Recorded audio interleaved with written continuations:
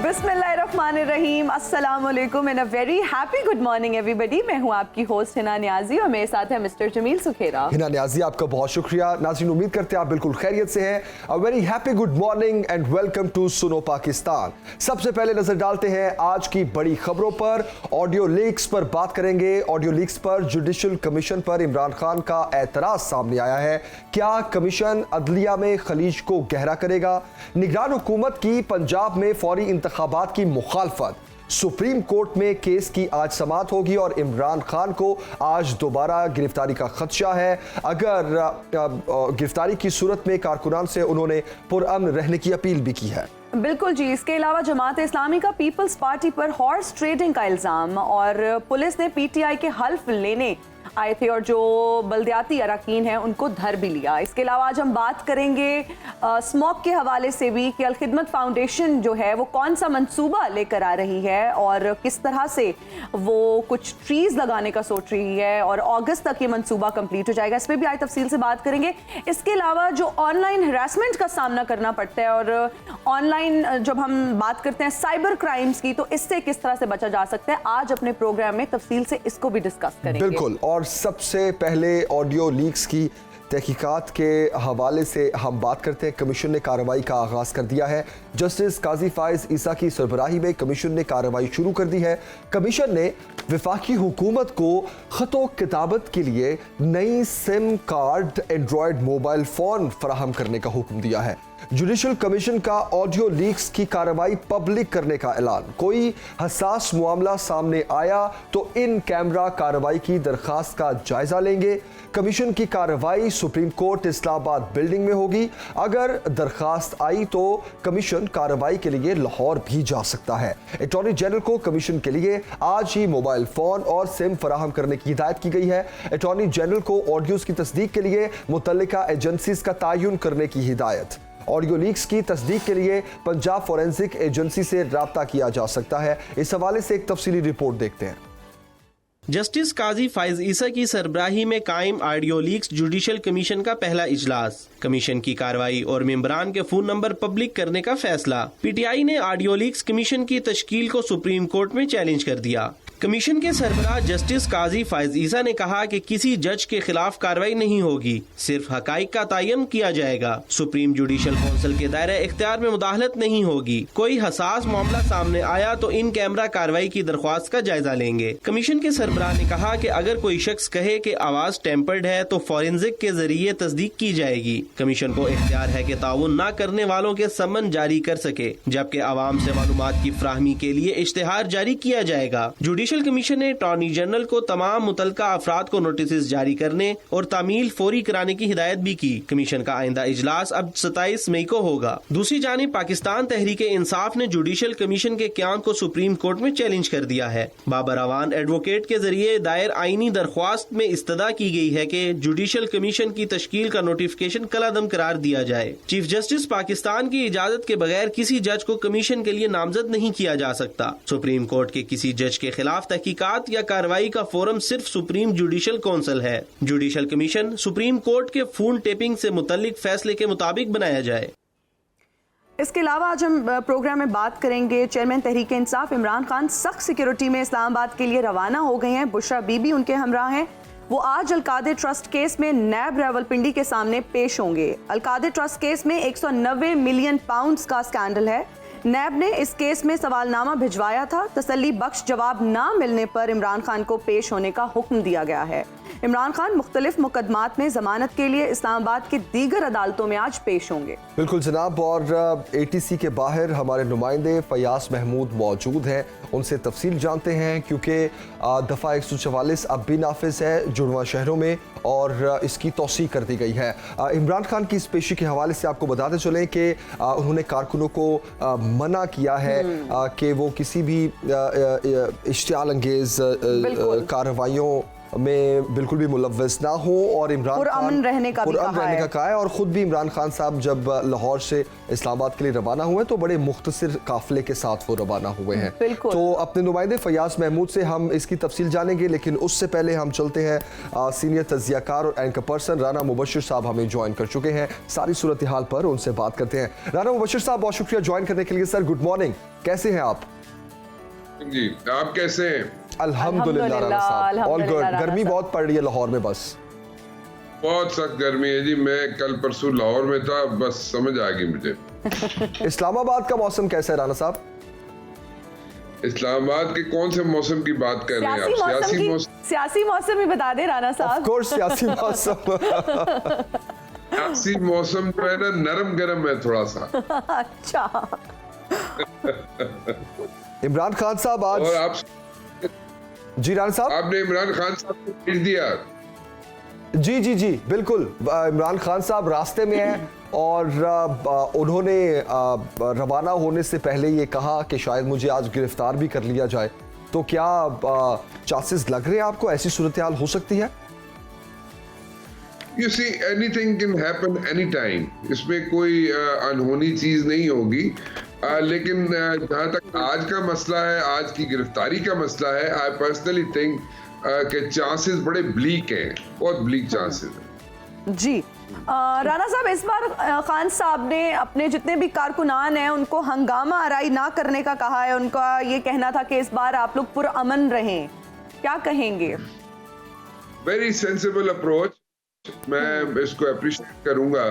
और मेरे ख्याल में जो कुछ हो चुका है वो इसलिए हुआ कि जो लोग थे उनके अंदर होता ये है कि हम लोग कॉलेज में, सुखैरा साहब ने इस तरह की शरारतें की होंगी। तो कॉलेज में ऐसे लोग भी होते हैं कि जहाँ पे अगर लीडर्स ना हो ना, तो वहां पे फिर जो मॉब होता है वो डिसअरे हो जाता है। उसका पता नहीं चलता कि उसने किस तरफ जाना है, क्या करना है, क्या नहीं करना। और उसके अंदर थोड़ा शरंगेज लोग जो होते हैं वो भी उसमें शामिल हो जाते हैं। सो वो एक सिचुएशन जाती है। सो वो उस सिचुएशन को अवॉइड करने के लिए मेरे ख्याल में बहुत अच्छी अप्रोच है कि एक तो लीडर्स साथ हो अगर प्रोटेस्ट करना है, ताकि वो उनको गाइड कर सकें। और उसके साथ और लीडर जो खुद है, जो इमरान खान साहब हैं, जो कि पहले डिटेन्ड थे, कहते हैं जनाब, मुझे नहीं पता था, लेकिन एनीवेज वो उनको एक गाइडलाइन दे के जा रहे हैं कि जनाब आप लोगों ने बिल्कुल पुरअमन रहना है। I think it's a sensible approach and we should appreciate that. Exactly. बिल्कुल सही राना साहब। राना साहब वापस आपकी तरफ आते हैं। हमारे नुमाइंदे फयाज महमूद हमें ज्वाइन कर चुके हैं, ATC कोर्ट के बाहर वो मौजूद हैं, उनसे ताज़ा हाल जानते हैं।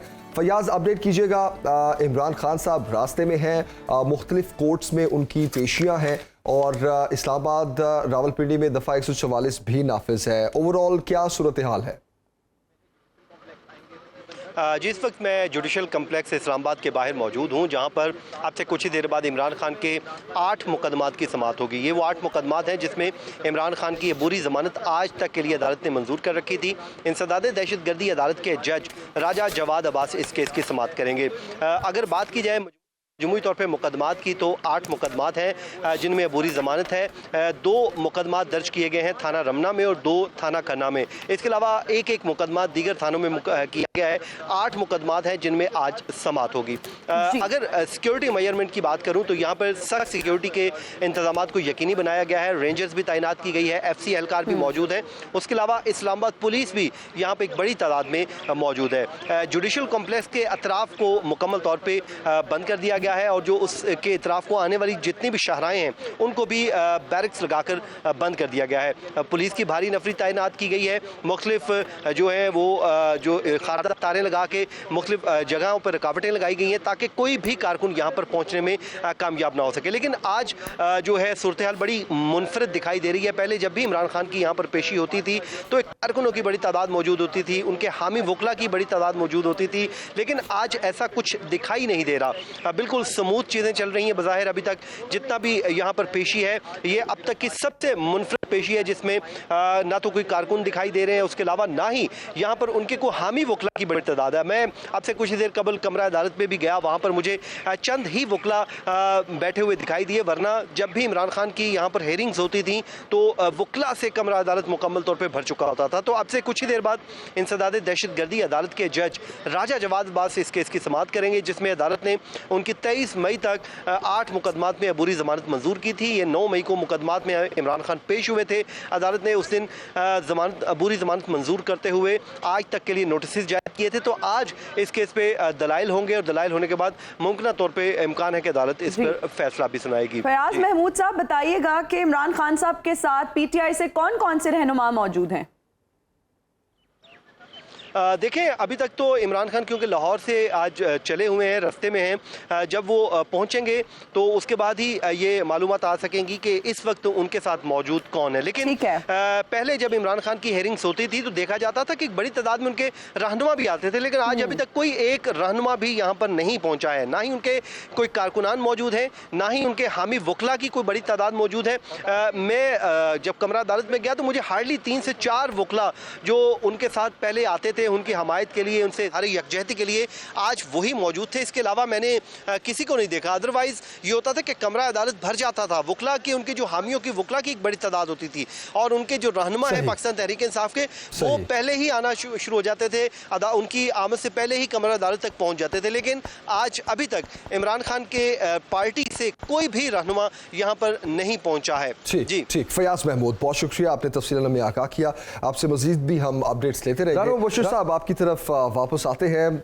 ओवरऑल हमने सूरत हाल जानी फयाज से और उन्होंने बताया कि कितने मुकदमात में इमरान खान साहब आज पेश होंगे।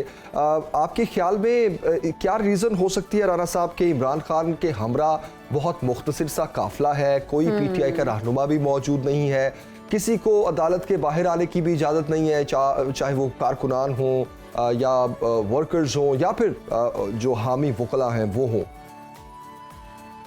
एक तो रीजन ये है कि जो मेन क़यादत है, आई वुड से कि वो तो डिटेन हो चुकी है, नंबर 1। नंबर 2, कुछ लोग जो समझते हैं या उनको अंदेशा है कि वो लोग भी गिरफ्तार हो सकते हैं, वो लोग इधर उधर हो गए। एक तो रीजन ये है, 2 रीजन ये हैं। और थर्डली, लोगों को अगर गाइड किया गया है इमरान खान की तरफ से तो मेरे ख्याल में अच्छा ये एक स्टेप है। और बाकी बहुत मुख्तसर से लोग रह गए हैं और मुख्तसर लोग होने के बाद अब फिर इसी तरह का अगर स्टेप ले तो मेरे ख्याल में ठीक है। और इसी तरह होना चाहिए पॉलिटिशियंस को इसी तरीके से करना चाहिए, जहां भी पेशी होती है इसी तरह जाए, कोई फर्क नहीं पड़ता। और वो जो तरीकाकार होता था ना पुराना कि जनाब बंदे नाल लेके चले जाओ, डंडा सोटा नाल होवे तो जनाब आगे जनाब अदालत जड़ी है फिर जनाब तसल्ली पै जाएगी। सो वो मेरे ख्याल में those times are over now, वो अब खत्म हो गया टाइम। डिफरेंट है सिनेरियो, और इसी सिनेरियो के साथ, इसी तरीके के साथ अगर सब पॉलिटिशियन जाएं तो इट्स अ गुड साइन। और इसी साइन के साथ, इसी तरीके के साथ अगर जाए तो मेरे ख्याल में एक अच्छी अप्रोच है, इसको सराहना चाहिए। ठीक है राना साहब, जिस तरह से लोग पीटीआई छोड़कर जा रहे हैं, पीटीआई की विकेटें गिरना शुरू हो गई हैं, आप क्या समझते हैं कि आप पीटीआई का जो टिकट है वो क्या कामयाबी की जमानत नहीं रहा? वेरी ट्रिकी क्वेश्चन है। देखिए या वेरी ट्रिकी, ये इन स्विंगर था हिना का। लेकिन देखिए बात ये है कि पार्टी जो है ना उसपे अप्स एंड डाउन आते हैं, रोलर कोस्टर की तरह होती है पार्टी। जैसे नून लीग थी और पनामा केस आया, नून लीग कहा गया जनाब कि नून लीग फारग हो गई, लेकिन नून लीग फारग नहीं हुई। और उसके बाद मतलब कई ऐसे भी सिनेरियोज आए, हमने देखा कि मुहतरमा बेनज़ीर भुट्टो साहिबा जो थी वो 17 सीटों के साथ आके नेशनल असेंबली में बैठी और लोग कहते थे जनाब इनको क्या जरूरत है 17 सीटों के साथ असेंबली में आके बैठने की। लेकिन इस तरह होता है, लेकिन ये नहीं हो सकता कि सियासत खत्म हो जाए। लेकिन आप अगर कंपैरिजन करें पीटीआई का दूसरी जमात तो PTI is one man show, इसमें सिर्फ इमरान खान है। बिल्कुल। और इमरान खान आगे पीछे जो है कहा जाए वो कोई नहीं है। So it's a one man show. और बाकी लोग जो है उसमें से मेजॉरिटी लोग पीटीआई में ऐसे भी हैं जो चाहते ही हैं कि इमरान खान साहब साइड पे हो जाएं, तो हम लोग पार्टी संभाल लें, बेशक तो सर सी पार्टी हो, छोटी सी पार्टी हो, अब पार्टी संभाल लें। अच्छा राणा साहब, जी राणा साहब जल्दी से कमेंट दे दें कि खान साहब का फ्यूचर आप क्या देखते हैं, क्या नाअहली या फिर गिरफ्तारी? राणा साहब इनमें से कुछ भी नहीं देख रहे। Let's hope for the best. Let's hope for the best. नहीं होता ही है, देखिए कुछ भी हो सकता है, इसमें कोई रॉकेट साइंस नहीं होती। लीडर्स गिरफ्तार होते हैं, क्या हो गया, लीडर्स गिरफ्तार भी होते हैं, जनाब नाअहल भी होते हैं। नवाज शरीफ नाअहल नहीं हुए, बिल्कुल ठीक है, तो वो ठीक है, उनका सिनेरियो पार्टी का डिफरेंट है, उनके पीछे जनाब उनकी साहबजादी हैं, उनके भाई हैं, एंड उनके पीछे एक पूरी चेयर है। लेकिन देन अगेन जैसे कि PTI is a one man show, अगर वो नाअहल भी हो जाते हैं, गिरफ्तार भी हो जाते हैं, तो हेवंस वोंट फॉल। ठीक है, टफ टाइम है, सिचुएशन है पीटीआई के लिए, लेकिन ये नहीं हो सकता कि बिल्कुल ये कहा जाए कि बिल्कुल ही खत्म होगी पार्टी या खत्म हो जाएगी, चलती रहेगी पार्टी। खान है। ठीक है, राना मुबशिर साहब बहुत शुक्रिया हमें ज्वाइन करने के लिए। और अब देख रही हैं इमरान खान साहब जो है वो आज मुख्तलिफ मुकदमात में पेश होंगे और कोर्ट्स की बाहर की सूरत हाल भी हमने तफसील से जानी। अभी एक ब्रेक लेते हैं जनाब, ब्रेक के बाद वापस आएंगे। देखते रहिए सुनो पाकिस्तान।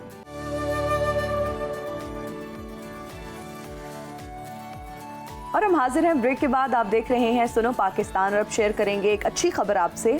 अल-खिदमत फाउंडेशन की स्मोक फ्री माहौल बनाने की काविश। अल-खिदमत फाउंडेशन और रजाकारों को मिलाने वाली तंजीम मिलकर 24 मई से स्मोक फ्री लाहौर मुहिम चलाने का उन्होंने ऐलान किया है। और अगस्त की अगर बात करें तो अगस्त तक शहर भर में 15 लाख जो है वो पौधे लगाए जाएंगे और इस मुहिम का आगाज जो है वो कल से होने जा रहा है। ग्रैंड प्रोग्राम है जिसको स्टार्ट करने जा रहे हैं। और अगर हम अल-खिदमत फाउंडेशन की बात करें तो कोई भी अच्छा काम हो, कोई भी इस तरह का जमील स्टेप हो, हमेशा वो आगे आगे होते हैं और बढ़ चढ़ कर हिस्सा लेते हैं। जहां इंसानी खिदमत की बात की जाती है तो अल-खिदमत फाउंडेशन का नाम सबसे पहले आता है। वहीं अब स्मोक फ्री लाहौर मुहिम चलाने का आगाज किया जा रहा है और इसका आगाज भी अल-खिदमत फाउंडेशन ही कर रही है। अल-खिदमत फाउंडेशन के नायब सदर डॉक्टर मुश्ताक साहब इस वक्त हमें स्टूडियोज में ज्वाइन कर चुके हैं। तफसील से उनसे बात करते हैं। डॉक्टर साहब बहुत शुक्रिया ज्वाइन करने के लिए। डॉक्टर साहब सबसे पहले इस मुहिम के बारे में बताइए, ये है क्या, और अल-खिदमत फाउंडेशन की अगर हम बात करें तो किस तरह से आप लोगों को ख्याल आया कि स्मोक फ्री लाहौर इस मुहिम का आगाज किया जाए और उसको इनिशिएट किया जाए? बहुत शुक्रिया जी, आपके सवाल के आखिरी जुज से मैं अपनी बात का आगाज करता हूँ। हम लाहौर में रहते हैं जिसे बागों का शहर कहा जाता है, कहा जाता था और अब भी है। तो इसी शहर में जब हम सर्दियाँ आती हैं तो हम ये देखते हैं कि हम दुनिया के पोल्यूटेड, हाईली पोल्यूटेड शहर में, बिल्कुल जिसका नंबर 1 होता है, टॉप पे होता है, उसमें रह रहे होते हैं। और ये जो इंडेक्स है जो 2021 में 800 कुछ था, 2022 में ये 900 से भी क्रॉस कर गया है, जबकि ये दुनिया भर में इसकी जो वैल्यू है वो एक्सेप्टेबल वैल्यू सिर्फ 5 है जी। आप इससे अंदाजा कर सकते हैं कि कितनी बड़ी पोल्यूटेड एयर हम जो है वो ले रहे हैं और फिर उसके कॉन्सिक्वेंसेस क्या होंगे। अब इसके 2 बड़े इलाज हैं। एक इलाज जो है जी वो ये है कि भी जो चीज़ें प्रोड्यूस कर रही हैं, स्मोक या नॉक्स या carbon dioxide, monoxide, nitrogen dioxide, उनको कम किया जाए, जैसे गाड़ियाँ हैं, फैक्ट्रीज हैं। और दूसरी तरफ यह है कि उनको साफ करने का भी कोई ना कोई बंदोबस्त किया जाए। एक काम तो हमारे बस में नहीं है, वो तो सरकार ही कर सकती है, और एक काम हमारे बस में ताकि भी हम शहर भर में पौधे और दरख्त जो है उनकी तादाद में इजाफा करें तो उससे रिजल्ट ये होगा कि बहुत सारी हवा जो है साफ हो सकती है। तो असल जो आप जो समझें कि जो इनिशिएटिव लिया गया है वो इसीलिए लिया गया कि मैं और आप हम ये क्लेम कर सकें कि हम पाकिस्तान के या दुनिया के पोल्यूटेड शहर में नहीं रह रहे, अब हम एक साफ सुथरे शहर में रह रहे हैं और हमारे लोग और मैं और आप जो है वो साफ सुथरी हवा में सांस लेते हैं और ताकि इस शहर से बीमारियां भी कम हो सकें। आपको ये भी स्टडीज़ हैं कि कम से कम ये जो हाईली पोल्यूशन होती है जो उन लोगों की उम्र के अंदर भी 1.5 से 2 साल कमी वाक़ करते हैं। जी जी बिल्कुल, और मुख्तलिफ बीमारियां भी जन्म लेती हैं फिर इससे बहुत सारी। अच्छा डॉक्टर साहब, आप कल से जो आगाज़ हो रहा है इस मुहिम के हवाले से मुझे बताएं कि आगाज़ में क्या तकरीबात हैं, किस तरह से इसको स्टार्ट कर रहे हैं और आने वाले महीनों में क्या प्लान है? बहुत शुक्रिया जी। इसमें जो सबसे अहम बात होती है ना वो ये है कि भी आप पौधा लगा लेते हैं, बाद में उसकी हिफाजत कौन करेगा। हाँ जी। हमारे रज़ाकारों में तो ये शक्कत नहीं है कि हम रोज़ाना जाकर उन पौधों के ख्याल करें। तो इसके लिए जो सबसे ज़्यादा काबिल एतबार और काबिल तारीफ हमारा महकमा है वो PHA है जी, पंजाब हॉर्टिकल्चर अथॉरिटी जो हाँ है। जी। तो हमने उनसे बात की और हमने उनसे कहा कि भी हम और आप मिलकर ये काम कर सकते हैं। उन्होंने कहा जी हमें खुशी होगी आप हमारे साथ हैं। तो तय ये हुआ कि जगह वो देंगे, जगह की तैयारी वो करेंगे, पौधे हम लेकर आएंगे, खरीदेंगे, हम लेकर वहाँ पे जाएंगे। अच्छा। लेकिन जो पौधे लगेंगे लिस्ट वो देंगे, जो पौधे का साइज होगा वो देंगे। हम दोनों मिलकर वहाँ पे इकट्ठे होंगे और जब हम पौधे लगा चुके होंगे तो फिर उनके बाद उनका स्टाफ जो है वो अमला जो है उनको लोग उसकी टेक। अच्छा डॉक्टर साहब, अभी आप आए तो आप हमें कुछ स्टूडेंट्स का भी बता रहे थे कि इसमें स्टूडेंट्स की भी काविशें शामिल हैं, उस पर भी थोड़ी सी रोशनी डालिए। ये भी आपके लिए बहुत ही और हम सब के लिए खुशी की बात यह है कि जब हमने इस मुहिम को शुरू किया तो हमने इसे यूनिवर्सिटी से शुरू किया। UCB में हम सबसे पहले गए, इसी तरह से हम पंजाब स्कूल में गए और उनके अलावा बहुत सारी यूनिवर्सिटीज़ में हमने गए। तो उन सब लोगों ने, बच्चों ने ये कहा कि नहीं भी हम इसके अंदर हिस्सा डालते हैं। 200 रुपए का एक पौधा है जो कीमत से लेकर लगाने तक सब में आता है। अब जो प्राइवेट यूनिवर्सिटीज में लोग पढ़ते हैं उनके लिए 5 पौधे 10 पौधे खरीदना कोई बहुत बड़ी रकम जो है ऐसा सच वो नहीं है। तो उन्होंने सब ने कहा कि जी हम अपने लिए, अपने वालिदैन के लिए, अपने अजीज व कारब के नाम, अपने मुस्तकबिल के लिए हम पौधे लगाएंगे। तो ये सब की सब जो स्पॉन्सरशिप है ऑलमोस्ट मोर देन 99% जो है वो ये हमारे मुख्तलिफ यूनिवर्सिटीज के स्टूडेंट्स का है। प्लेटफॉर्म हमारा है, पैसे हमें आते हैं, पौधे हमने खरीदे हैं, पहुंचाएंगे हम, फंक्शन हम करेंगे, सब लोग शरीक होंगे। लेकिन उसको दूसरी तरह हमारा पार्टनर जो है वो PHA। जबरदस्त। और कल की तारीख में कितने पौधे लगाए जाएंगे? कल इंशाअल्लाह अजीज जो हमें जगह वहाँ उन्होंने दी थी उसमें उन्होंने कहा था कि यहाँ पे 15,000 पौधे लग सकते हैं।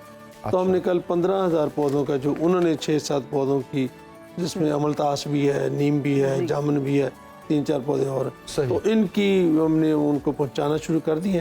तो वहाँ पे हम एक मॉन्यूमेंट भी बना रहे हैं ये शो करने के लिए कि भी यहाँ पर हमने एक दिन में ये 15,000 पौधे लगाए। थोड़ी सी इंस्पिरेशन होती है, लोगों को शौक पैदा होता है। बिल्कुल। तो ये फिर हम उसमें एक मिलकर तंजीम है, उनके जो बानी है उमर साहब साहब, तो उनसे भी हमने रात की उनके पास एक कैप है जिसमें वो टैगिंग कर देंगे। अच्छा। तो उन्होंने कहा जी आप किसी भी पौधे को किसी भी तरह से आप टैग कर दें, मसलन आपने पौधे लगाए हैं 10 तो हम उसको टैग कर देंगे। अब जब चाहें तो आप अपने ऐप से देख सकते हैं कि मेरे पौधे बड़े हो गए, चल रहे हैं, नहीं चल रहे। तो क्या इससे पौधे पे कोई इफेक्ट तो नहीं आएगा? पौधा मुरझा तो नहीं जाएगा? वो जो नहीं हमने वहाँ तो कुछ नहीं लगाना, वो तो सिर्फ वर्चुअल टैग ही होता है ना। वर्चुअल। अच्छा डॉक्टर साहब, जिस तरह से वेदर कंडीशंस की हम बात करें और फिर लाहौर की गर्मी की बात करें तो टेम्परेचर बहुत ज़्यादा होता है। जो पौधे आप लोग लगा रहे हैं उसमें क्या इन चीज़ों का भी आपने फिर ख्याल रखा है? टेम्परेचर, वेदर, कितनी धूप है, जो पौधे आप लगाएंगे फिर वो मुरझा ना जाएं इतनी गर्मी में? इसमें ना जी 2-3 चीज़ें हैं। एक तो ये है कि हमारे यहाँ बड़ी देर से सफेदा पॉपुलर वगैरह लग रहा है, तो ये कोई माहौल दोस्त पौधा नहीं है, बस लग गया था किसी वक्त में लग गया। अच्छा, सफेदे की आप बात कर रहे हैं? अब ये पौधे नहीं लग रहे, हम भी नहीं लगा रहे। ठीक है, एक बात। दूसरी बात यह है कि भी इसमें सिर्फ फल वाला एक पौधा है, क्योंकि फल वाला पौधा लगाना आसान है, बाद में उसको पिक करना, अदरवाइज फिर वो लोग उसको तोड़ने के लिए उसको वैसे उसको संभालना जरा मुश्किल हो जाता है। जामुन शायद जी जामुन लग रहा है। तीसरा जो बहुत एक अहम बात है ना, मैं आपके जरिए लोगों तक पहुंचाना चाहता हूँ, मेरे इल्म में भी नहीं थी, चंद माह पहले तक मियावाकी के नाम से एक जापानीज प्रोफेसर था, उसने 1980 में एक नई टेक्नोलॉजी इजाद की फॉरेस्ट की, और उसको मियावाकी फॉरेस्ट ही कहते। उस मियावाकी फॉरेस्ट में यह है कि आमतौर पर 5 फुट 10 फुट के फासले पर लगाते हैं। उन्होंने कहा कि नहीं, आप तो एक कनाल के अंदर 1500 पौधे लगाए एक कनाल में, यानी ये हर 6 इंच के फासले पर आप एक पौधा लगाए और मुख्तलिफ स्पीशीज लगाए, 40-50 जो उस इलाके की स्पीशीज हो, अब वो लगाएं। वो पौधे जो है वो 10 टाइम्स ज्यादा जो है वो ग्रो करते हैं नॉर्मल पौधे से, और 30 टाइम्स ज्यादा वो डेंस होता है। और मैं आपको आपके जरिए ये दावा देना चाहूँगा, मैंने भी पहली दफ़ा देखा, अगर हम शादमान की मेन मार्केट में जाएं तो सेंटर के अंदर एक छोटा सा उन्होंने एक कनाल में ये मियावाकी लगाया है, जिसको तो अभी 2-3 साल हुए। हम उसके जब अंदर गए तो 4 से 5 सेंटीग्रेड का फर्क बाहर से और अंदर से मौजूद था। तो यानी आप बड़ी थोड़ी जगह, यानी आपके अपने घर में अगर एक मरला जगह भी है तो वहाँ भी आप 50-60 पौधे जो हैं वो इसी लगा टेक्निक सकते से लगा। नेट पे ये सारी टेक्निक जो है ना वो पड़ी हुई है Available है। तो ये इसलिए ज़रूरी नहीं है कि आपके लिए बहुत बड़ी जगह हो। तो अब दुनिया भर में जो 1980 से लेकर ऑलमोस्ट आप समझे कि 40 साल हो रहे हैं, तो ये दुनिया भर में एक बहुत तेज़ी से फैलने वाला तरीक़ेकार है। अच्छा डॉक्टर साहब, आने वाले महीनों में क्या प्लान्स हैं? जी हमारा तो इसमें ना जी ये टेक्निकल से हमें PHI वालों ने बताया कि ये जो विंडोज़ हैं, को 3 विंडोज़ होती हैं दरख्त लगाने की, तो ये बिफोर अगस्त सितंबर ही ख़त्म हो जाती है, क्योंकि उसके बाद सर्दी आती है, फिर फॉग आ जाती है, तो उसमें पौधे जो नहीं चलते। तो जो भी पौधे लगने हैं ना वो आप समझें कि मार्च अप्रैल से शुरू होकर यही जून जुलाई तक वो पौधे जो है ना इन विंडोज़ में लगेंगे। तो ये जो भी पौधे लगेंगे वो अगस्त से पहले हम इसे मुकम्मल करेंगे।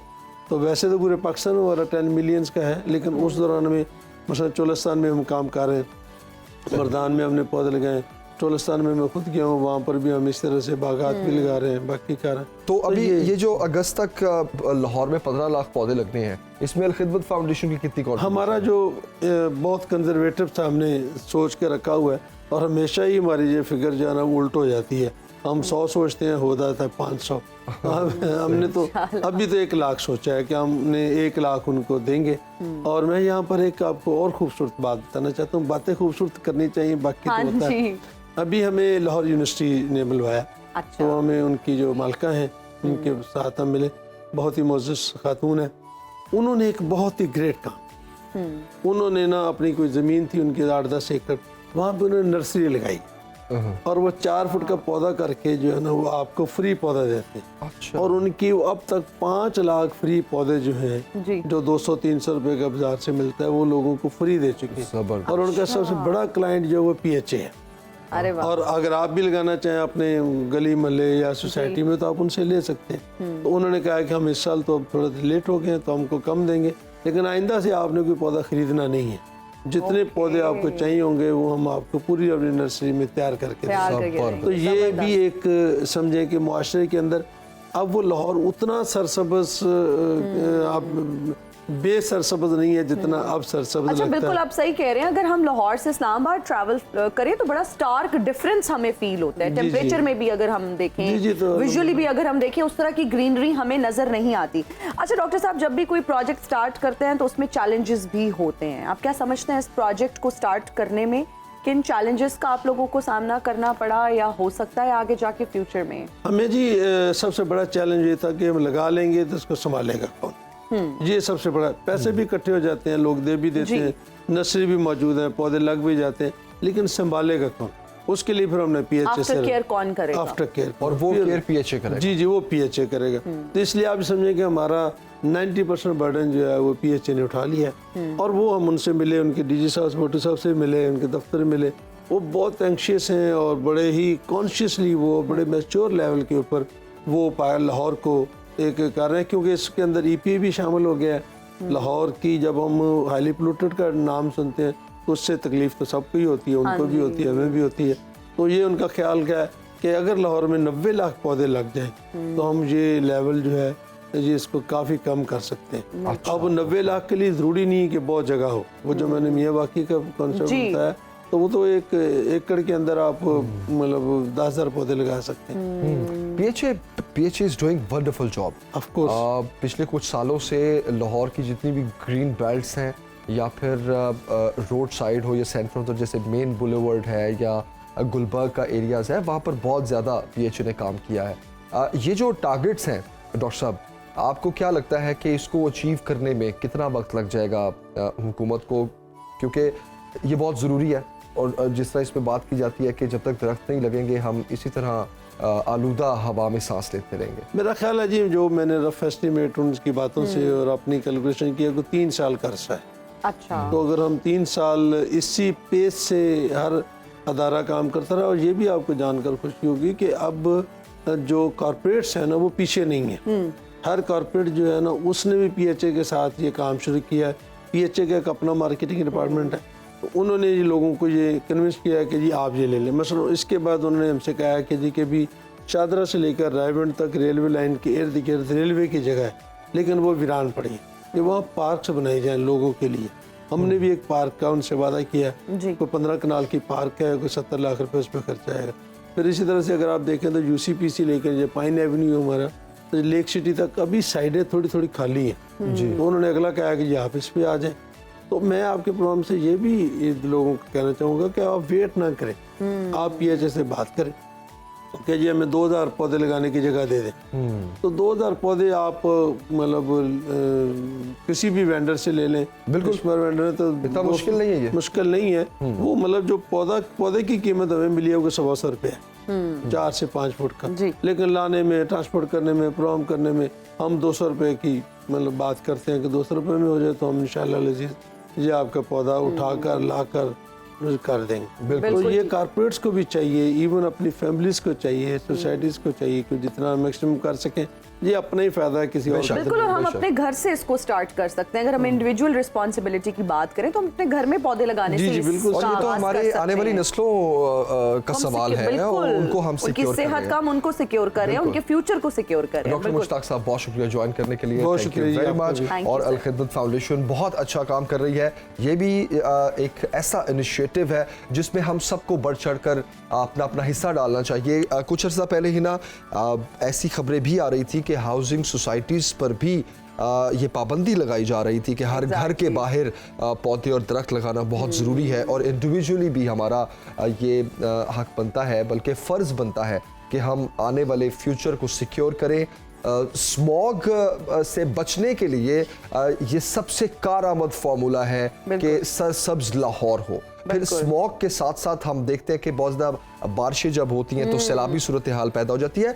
उस सूरत में भी हमारे लिए ये बहुत फ़ायदेमंद है। और इस इनिशिएटिव की अगर बात करें, अल खिदमत ने इसको शुरू किया, बहुत अच्छा इनिशिएटिव है। और जब भी इंसानी खिदमत की हम बात करते हैं तो वहाँ पर अल खिदमत का नाम जुड़ जाता है। और अगर हम आप लोगों की, हम सबकी इंडिविजुअल रिस्पॉन्सिबिलिटी की बात करें तो इसको आप अपने घर से स्टार्ट करें। आप अपने घर में पौधे लगाएं, अपने इर्द गिर्द में, अपनी सोसाइटी में, जहाँ पर आपको कोई ऐसी जगह मिलती है जहाँ पे आपको लगता है कि पौधा लग सकता है तो जरूर लगाएं, पौधे खरीदें। और अभी मौसम है अगस्त तक, अभी अगस्त तक मौसम है, अगस्त तक आप कोशिश करें कि जितने पौधे भी आप लगा सके, जितना भी कंट्रीब्यूट कर सके करें। अभी एक ब्रेक लेते हैं जनाब, ब्रेक के बाद हाजिर होंगे। देखते रहिए सुनो पाकिस्तान।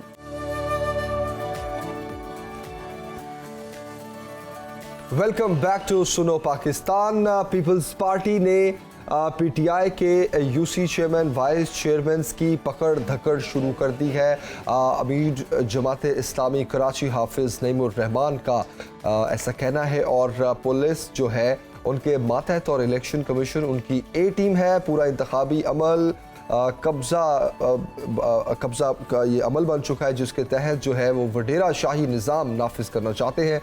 इलेक्शन कमीशन में जो है वो इस सूरत हाल का नोटिस लें। मामला कुछ यूँ है जनाब के पीपल्स पार्टी ने अपना मेयर लाने के लिए जो है वो कोशिशें शुरू कर दी हैं और जैसे ही ये खबर आई कि जमात इस्लामी और PTI का इत्तेहाद होने जा रहा है और हाफिज नईमुर रहमान ने जिस तरह दो टोक अल्फाज में कहा कि हम पीपल्स पार्टी का मेयर नहीं लाने देंगे इस शहर में, तो उसके बाद की जो सूरत हाल है, ख़ास तौर पर जब हल्फ बर्दारी की तकरीब हुई तो उसमें PTI के 6 नौ मुंतखब जो अरकान थे उनको उठा लिया गया और उसके बाद जब ये अमल जारी था तो PTI के कुछ लोग तो गए ही नहीं। बिल्कुल। तो ऐसी सूरत हाल में अब कराची का फ्यूचर क्या होगा और सूरत हाल है क्या? सैफुद्दीन एडवोकेट, नौ मुंतखब चेयरमैन और in charge public add committee Jamaat Islami Karachi इस वक्त अभी ज्वाइन कर चुके हैं। सैफुद्दीन साहब बहुत शुक्रिया ज्वाइन करने के लिए। सर, सूरत हाल है क्या? आपको क्या लग रहा है? हल्फ बर्दारी की तकरीब तो हो गई, मेयर अब किस जमात का आएगा? देखें, अस्सलाम वालेकुम। मेयर तो उसी जमात का आना चाहिए जिसके पास अक्सरियत हो। अच्छा, पीपल्स पार्टी ने शुरू दिन से ही इस बात को टारगेट किया हुआ है कि हमें किसी भी तरीके से कराची पर कब्जा करना है और मेयरशिप हासिल करनी है। उसके लिए उन्होंने पहले इंतखाबात में धांधली के जो भी तरीके से वो इख्तियार किए और बदतरीन धांधली की इस तरीके से जो पहले कभी नहीं देखी थी कि 6 और 7 हज़ार वोटों से जीते हुए लोगों को उन्होंने शाम को हरवा दिया। रिटर्निंग अफसर अपने लगा दिए जिन्होंने ये किया कि शाम को बड़े सुकून के साथ अपेंडिक्स A जो कहलाता है प्रोविजनल रिजल्ट वो बना के दिया और उसके जरिए हरवा दिया। इलेक्शन कमीशन हम गए, उसके धक्के खाते रहे, लेकिन पता ये लगा कि इलेक्शन कमीशन तो माशाल्लाह बी टीम है पीपल्स पार्टी की, और वो उन्हीं के कहने के मुताबिक जो भी कुछ है वो कर रहा है। तो ये सिलसिला चलता रहा। इस तरह पीपल्स पार्टी एक के बाद एक सीटें जमात इस्लामी की भी और पीटीआई की भी कम करती रही। उसके बावजूद जमात इस्लामी ने कराची में सबसे ज्यादा वोट लिए, पीटीआई दूसरे नंबर पर आई वोटों पर, पीपल्स पार्टी तीसरे नंबर पर आई। जमात इस्लामी की सीटें इन्होंने जितनी भी कम की, उसके बावजूद भी जमात इस्लामी के पास 87 नशिस्तें हैं, पीटीआई के पास 41 नशिस्तें हैं। इसके नतीजे में जो फिगर बन रहा है 199 का टोटल जो रिजर्व सीट्स के बाद बनता है, और पीपल्स पार्टी की 144 बनती है। अब इससे इतना बड़ा आप डिफरेंस देख लीजिए। अब ये इस डिफरेंस को कम करने के लिए इन्होंने देखा कि जब मामला इस तरह भी नहीं बन रहा कि हम इलेक्शन वाले दिन की धांधली के जरिए कामयाब हो जाएं, तो अब ये जो बिल्कुल एक जाबराना और फाशिस्ट तरीका है वो इख्तियार किया है इन्होंने। ये 9 मई के जो भी हंगामे हुए उसकी आड़ में और फौजी तनसीबात जलाने की आड़ में अब ये सारा तमाशा शुरू हो गया है कि जिनकी पकड़ धकड़ होनी चाहिए थी, जिन्होंने उस दिन हंगामे किए थे, उसके साथ साथ ये जो मुंतखब चेयरमैन है और वाइस चेयरमैन है और काउंसलर हैं, उनके घरों पे छापे मार रहे हैं, उनको भगा रहे हैं घरों से या उनको गिरफ्तार करके जैकबाबाद और मुख्तलिफ जगह भेज रहे हैं। अब कल आपने देखा, कल चुनेसर टाउन की हलफ बर्दारी थी, मैं खुद भी चेयरमैन हूँ। आप अंदाजा कीजिए, तस्वुर भी हम नहीं कर सकते कि हलफ बर्दारी हो रही है और जनाब जो मुंतखब नुमाइंदे हलफ उठाने आ रहे हैं उनको पुलिस ने दरवाजे से, टाउन हॉल के दरवाजे से पकड़ा। अच्छा सर, पीटीआई की हिमायत के बाद आपको वाज़ेह बरतरी हासिल है, इसके बावजूद आप लोगों को ये खदशा है कि पीपल्स पार्टी किसी न किसी तरह अपना मेयर लाने में कामयाब ना हो जाए, क्या वजह है? अच्छा, तो इस तरीके से है ना, मैंने आपको बताया कि जिस तरीके से वो पकड़ धकड़ कर रहे हैं, घरों पर छापे मार रहे हैं और खुलेआम ये बात कह रहे हैं कि हम लोगों को खरीद लेंगे, लोग हमसे राब्ते के अंदर हैं। अब ये आप देखिए कि कभी भी इस तरह नहीं हुआ कि इतनी बेशर्मी से कोई ये कहे कि जी फला पार्टी के लोग हमारे राब्ते में और वो हमारा साथ देंगे। भाई क्यों साथ देंगे आपका? एक पार्टी के देखिए, ये तो मैं समझता हूँ किसी महज़ माशरे के अंदर जो है ये एक शर्म की बात होनी चाहिए कि किसी पार्टी के आदमी को आप खरीदें और आप ये कहें कि वो हमको वोट डालेगा। लेकिन एक ऐसी पार्टी जिससे आपकी बदतरीन दुश्मनी चल रही है मुल्क के अंदर, एक राइवल पार्टी है मुल्क के अंदर।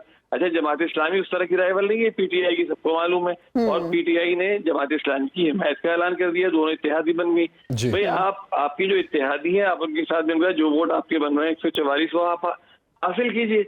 लेकिन ये आप क्या तमाशा कर रहे हैं कि आप अपनी मुखालिफ पार्टी के लोगों को खरीदने की कोशिश कर रहे हैं या फिर अपनी मुखालिफ पार्टी के लोगों को पुलिस के जरिए से आप उठाने की कोशिश कर रहे हैं। तो ये वो बदतरीन धांधली है जिसकी वजह से अब अच्छा, इसका नोटिस इलेक्शन कमीशन नहीं दे रहा। कल जब टाउन हॉल के दरवाजे से पीटीआई के मुंतखब नुमाइंदों को और जमात इस्लामी के काउंसलर को पकड़ के पुलिस ले गई, हमने एहतजाज किया रिटर्निंग अफसर के सामने कि भाई आपके यहाँ से ले गए, आप उनको बुलवा लीजिए। लेकिन रिटर्निंग अफसर साहिबा माशाल्लाह टसलिमस नहीं हुई। इससे लगता है कि सारे के सारे लोग जो हैं इस पूरे मामले में शरीक हैं।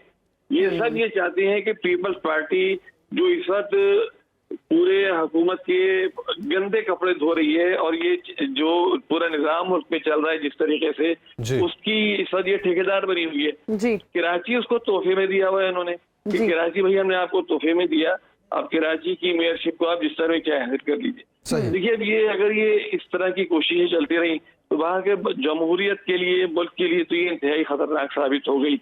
लेकिन कराची के साथ बहुत बड़ा जुल्म होगा। सैफुद्दीन साहब, कराची जो पीपल्स पार्टी के पास ऑलरेडी 15 सालों से है, या सिंध में हुकूमत भी इनकी है और 4 साल वसीम अख्तर के छोड़ के बाकी तमाम हफ्ते में एडमिनिस्ट्रेटर्स रहे। तो भाई कराची तो पीपल्स पार्टी के पास ऑलरेडी है। मेयर जब इनका आ जाएगा तो कौन सा कारनामा करेगा, क्या लाला लगा देगा। बिल्कुल सही। सैफुद्दीन साहब, अगर आपका मेयर आ भी जाता है तो फिर क्या इख्तियारात मिलेंगे उसको आपके ख्याल में? देखिए, इख्तियारात तो इन्होंने जो 2013 में बल्दियाती एक्ट लाए थे उसको तो बदतरीन एक्ट कहा जा सकता है। इख्तियारात बहुत कम कर दिए, लेकिन उसके बावजूद हम समझते हैं कि ईमानदारी से और मेहनत से अगर इख्तियारात इस्तेमाल किए जाएं तो बहुत खिदमत की जा सकती है लोगों की और लोगों के मसाइल बहुत कम किए जा सकते हैं। इस वक्त तो सूरत हाल ये है कि पीपल्स पार्टी ने पूरी कराची के अंदर लूट मार का बाजार गर्म किया हुआ है, करप्शन का पूरा एक निजाम बना रखा है। कब्जे और इलीगल कंस्ट्रक्शन जो है एक सिस्टम के नाम पर निजाम कायम किया हुआ है, उसने पूरे कराची को ठेके में दे दिया है। आप अंदाजा कीजिए इस पूरी कराची की किसी बेहतरीन सोसाइटी में, किसी कच्ची आबादी में कहीं घूम जाइए, हर जगह आपको हजारों की तादाद में इलीगल कंस्ट्रक्शन नजर आएगी, और उसमें पुलिस, उसमें बिल्डिंग कंट्रोल अथॉरिटी और हुकूमत सिंध के लोग जो हैं वो शामिल हैं, और वो सारे के सारे जो है। ठीक है सैफुद्दीन साहब, बहुत शुक्रिया हमें ज्वाइन करने के लिए। और अब देखना ये है कि आने वाले दिनों में फैसला क्या होगा, मेयर कराची कौन होगा, क्योंकि जमात इस्लामी और पीटीआई का इस वक्त इत्तेहाद तो हो चुका है, लेकिन फिर भी लग ये रहा है कि जैसे पीपल्स पार्टी अपनी पूरी कोशिश कर रही है कि कराची का मेयर पीपल्स पार्टी से हो। अभी एक ब्रेक लेते जनाब, ब्रेक के बाद हाजिर होंगे। एक बार फिर खुशामदीद, आप देख रहे हैं सुनो पाकिस्तान। अभी हम बात करेंगे जनाब पंजाब में इंतखाबात करवाने के फैसले के खिलाफ इलेक्शन कमीशन की नजरसानी दरखास्त के हवाले से पंजाब हुकूमत ने तहरीरी जवाब सुप्रीम कोर्ट में जमा करवा दिया है, और जवाब में कहा गया है कि इलेक्शन की तारीख देने का इख्तियार सुप्रीम कोर्ट का नहीं है, जबकि वफाकी हुकूमत का मौक़िफ़ है कि वो सूबों में पहले इलेक्शन से कौमी असम्बली का इंतखाब मुतासिर हो सकता है। निगरान हुकूमत ने पंजाब में फौरी इंतखाबात की मुखालफत कर दी है। सुप्रीम कोर्ट में जवाब जमा करवाया गया है कि सुप्रीम कोर्ट का ये इख्तियार नहीं है कि वो इलेक्शन की तारीख दे, और इस हवाले से आर्टिकल 218 के तहत साफ और शफाफ इलेक्शन जो है वो इलेक्शन कमीशन की जिम्मेदारी है। इख्तियारात की तकसीम के पेश नज़र सुप्रीम कोर्ट ने खैबर पख्तूनख्वा इलेक्शन की तारीख नहीं दी। इलेक्शन प्रोग्राम में तब्दीली का इख्तियार इलेक्शन कमीशन का है। 9 मई के वाक़े के बाद सूबे में सिक्योरिटी हालात तब्दील हो चुके हैं। इमरान खान की गिरफ्तारी के बाद सिविल मिलिट्री इमलाक को नुकसान पहुंचाया गया। इमरान खान की गिरफ्तारी के बाद पुरतशद्दुद एहतजाजी मुजाहरे हुए और मुजाहरों में 162 पुलिस एहलकार जख्मी हुए, जबकि पुलिस की 97 गाड़ियों को नजरे आतिश किया गया। इस पर एक तफसीली रिपोर्ट देखते हैं।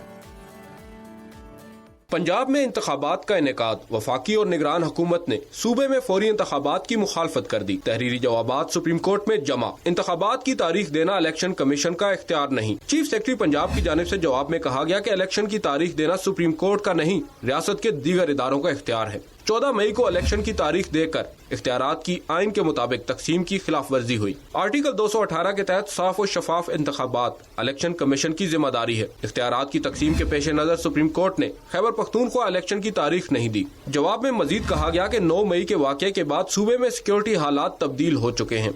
पंजाब में इंतखाबात के लिए 5,54,000 सिक्योरिटी एहलकार दरकार होंगे, जबकि सिर्फ 77,000 की नफरी दस्तियाब है। वफाकी हुकूमत ने अपने जवाब में कहा कि आजादाना और शफाफ इंतखाबात की आईनी जिम्मेदारी इलेक्शन कमीशन की है। सुप्रीम कोर्ट ने खुद तारीख देकर इलेक्शन कमीशन के इख्तियार को गैर मौसर कर दिया। अगर पंजाब इंतखाबात पहले हुए तो कौमी असम्बली के इंतखाबात मुतासिर होने का अंदेशा है। पंजाब की जीत से तयन होता है कि मरकज में हुकूमत कौन करेगा, इसलिए पंजाब और कौमी असम्बली के इंतखाबात एक ही वक्त में होने चाहिए। सुप्रीम कोर्ट अपने 4 अप्रैल के फैसले पर नजर सानी करे। अदील सरफराज, सुनो न्यूज, इस्लामाबाद।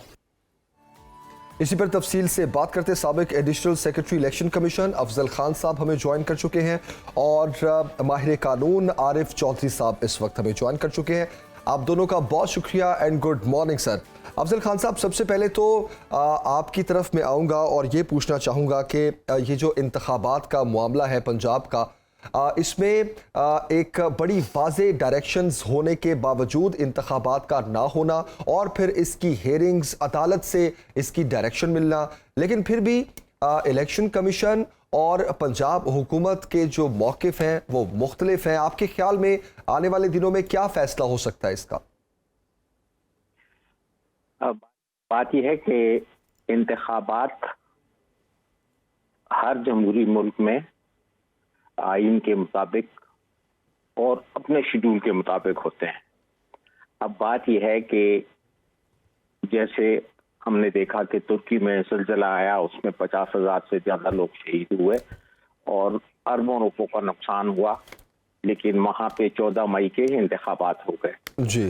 तो यह है कि इंतखाबात 1 डे प्रोसेस है और उसमें बेसिकली जो प्रिजाइडिंग अफसर वगैरह अमला होता है वो 2-3 दिन प्री ऑक्युपाइड रहता है। सिक्योरिटी वाले तो उसी दिन आते हैं और ये उन्होंने जंग नहीं करनी कि उसको 5 लाख या 10 लाख लोग चाहिए, हर जगह पे चाहिए भी नहीं होते। वो उन जगहों पे चाहिए होते हैं जिनको हम सेंसिटिव या ज्यादा वो जो हमारे रिकॉर्ड के मुताबिक जहाँ पे पहले कोई धांधली हुई हो या कोई झगड़े हुए हो, कोई फसाद हुआ हो, कोई, तो बात यह है कि ये प्रोसेस अपने शेड्यूल के मुताबिक होना चाहिए।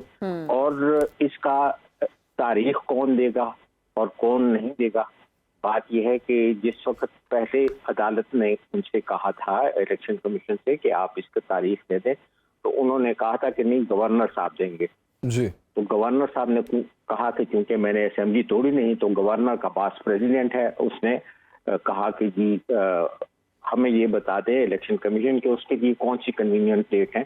तो जो इलेक्शन कमीशन ने डेट्स बताई तो उसी में से एक के ऊपर उन्होंने एग्री किया कि जी इसमें हो जाए, और उनकी तैयारी भी हो गई थी और वो सारी चीजें लोगों को, आपको पता है कि इंतखाबी निशान मिल गए थे और बहरहाल वो इंतखाबात नहीं हो सके। बतौर डेमोक्रेट, बतौर प्रो डेमोक्रेसी जो इस मुल्क के लोग हैं, तो उसके मुताबिक ये 60 to 70% जो पाकिस्तान के वोटर्स हैं इस वक्त डिसइनफ्रेंचाइज है, क्योंकि KPK की असेंबली टूटी हुई है और इस तरह पंजाब की भी। और दूसरा यह है कि आधे तकरीबन जो PTI के MNA हैं वो भी असेंबली में नहीं है। तो इस वक्त लूला लंगड़ा निज़ाम है और ये निज़ाम ट्रूली रिप्रेजेंटेटिव नहीं है। तो मैं ये कहूँगा कि इंतखाबात के लिए तमाम जो पाकिस्तान के, और ये देखो आइन में लिखा हुआ है कि जिस वक्त भी इलेक्शन शेड्यूल अनाउंस हो जाएगा तो मुल्क के तमाम इदारे इलेक्शन कमीशन की वो उसके तकरीबन उसके अंडर आ जाते हैं, वो उसको असिस्ट करेंगे इस बिल्कुल जो प्रोसेस है। तो देखा ये गया कि इस दफा इन इंतखाबात में तमाम इदारे वो उससे गरेज़ां नजर आए। बात यह है कि ये अगर इस तरह का प्रोसेस और इसको इनकरेज किया जाए तो हमारे मुल्क की जो बैरून मुल्क शनाख्त है वो फिर ये एक डेमोक्रेटिक के बजाय कोई और ही स्टेट ऑफ अफेयर होगा। सही कि और दूसरा ये कि इस वक्त हमें और आपको चाहिए कि हम पाकिस्तान को पीसफुल इंतखाबात की तरफ लेकर जाएं। बिल्कुल जैसे आपने देखा था कि इराक और ईरान की जंग थी 8 साल, तो उस दौरान भी ईरान में बाकायदगी से अपने टाइम पे इंतखाबात होते रहे। ईरान की पूरी असेंबली उड़ा दी गई लेकिन उन्होंने फिर भी इंतखाबात। तो बहरहाल वो जो इस तरह के मामले हैं जिसमें लूट, प्लंडर, आर्सन है, उसको तो कोई भी शऊर आदमी उसको सही तो अच्छा नहीं कह सकता।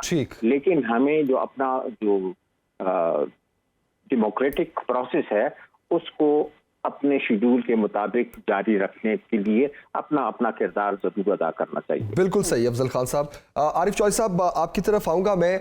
सर जो जवाब जमा करवाया गया है पंजाब हुकूमत की जानिब से, तहरीरी जवाब उन्होंने सुप्रीम कोर्ट में जब जमा करवाया उसमें कहा गया है कि इलेक्शन की तारीख देने का इख्तियार सुप्रीम कोर्ट का नहीं है। तो सर सवाल मेरा यह है कि क्या निगरान हुकूमत इंतखाबात की मुखालफत कर सकती है?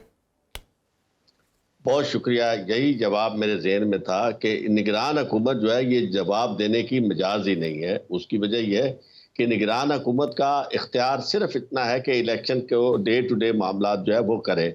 यहाँ सूरत हाल ज़रा इससे आगे हमें देखना होगा कि ये जवाब जो दाखिल किए गए हैं ये सीधी सीधी तौहीन अदालत है।